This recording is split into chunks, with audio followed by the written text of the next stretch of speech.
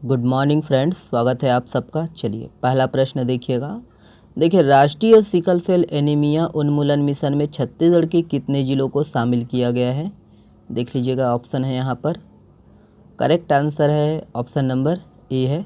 याद रखना 33 जिलों को शामिल किया गया है। ओके, चलिए डिटेल से देखते हैं। तो याद रखना है कि देश में जो है अनुवांशिक बीमारी सिकल सेल को दूर करने भारत सरकार द्वारा राष्ट्रीय सिकल सेल एनीमिया उन्मूलन मिशन है ना, इसकी जो है शुरुआत की जा रही है। और वर्ष 2047 तक सिकल सेल को खत्म करने देश के जो है 17 राज्यों के 278 जिलों में यह मिशन संचालित किया जाएगा। और इस मिशन में छत्तीसगढ़ के सभी 33 जिलों को शामिल किया गया है। याद रखना है इसको। याद रखिएगा कि प्रधानमंत्री श्री नरेंद्र मोदी द्वारा 1 जुलाई को मध्य प्रदेश के शहडोल में राष्ट्रीय सिकल सेल एनीमिया उन्मूलन मिशन का जो है शुभारंभ किया। ठीक है, चलिए ये है अगला प्रश्न, देखिएगा। देखिए, जल जीवन सर्वेक्षण 2023 में देश के 43 आकांक्षी जिलों में नारायणपुर जिला किस स्थान पर है? तो यहाँ पर ऑप्शन है, देखते हैं।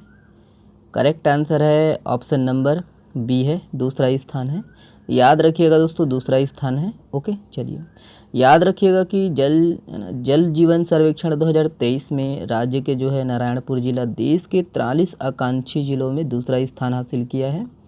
और वही है, नारायणपुर जिला को यह जो है ना गौरवपूर्ण जो है रैंकिंग बीते 6 माह के दौरान जल जीवन मिशन के कार्यों के बेहतरीन क्रियान्वयन के लिए मिली है।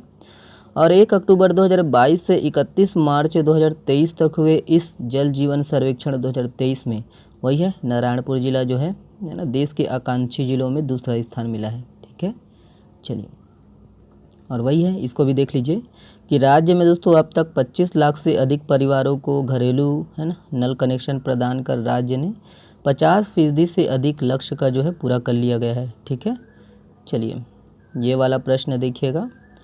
देखिए, छत्तीसगढ़ राज्य औद्योगिक विकास निगम का अध्यक्ष किसे नियुक्त किया गया है? तो किसे नियुक्त किया गया है देख लीजिएगा। सही आंसर है ऑप्शन नंबर बी है, नंद कुमार साय। याद रखिएगा, है ना, नंद कुमार साय। चलिए दल बदल लिया है।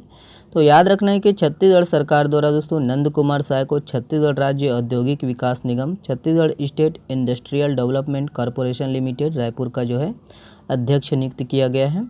और राज्य सरकार द्वारा दोस्तों उन्हें कैबिनेट मंत्री का दर्जा दिया गया है। ठीक है, तो ये याद रखना है, वह पहली बार 1977 में मध्य प्रदेश में तपकरा सीट से दोस्तों भारतीय जनता पार्टी भाजपा के जो है विधायक चुने गए थे। ठीक है ना, भाजपा पार्टी से। चलिए अगला प्रश्न देखिएगा, ये है।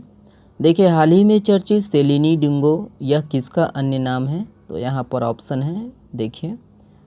करेक्ट आंसर है ऑप्शन नंबर बी है, युवा गृह। याद रखिएगा, युवा गृह का नाम है सेलिनी डिंगो। ठीक है, चलिए तो याद रखना है कि जनजातीय युवा गृह को अलग अलग राज्यों के अनुसार अलग अलग नामों से जाना जाता है।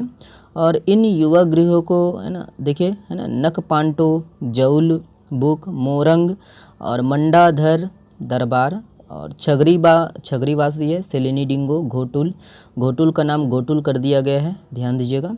और जनकुरुड़ और धरगर बस्सा, रंगबंग और कीचुकी, धंगर बस्सा, धूमकुरिया जैसे आदि नामों से भी जाना जाता है। तो ये सभी नाम हैं, इसको याद रखना है, ये सब है ना युवा गृह का ही नाम है।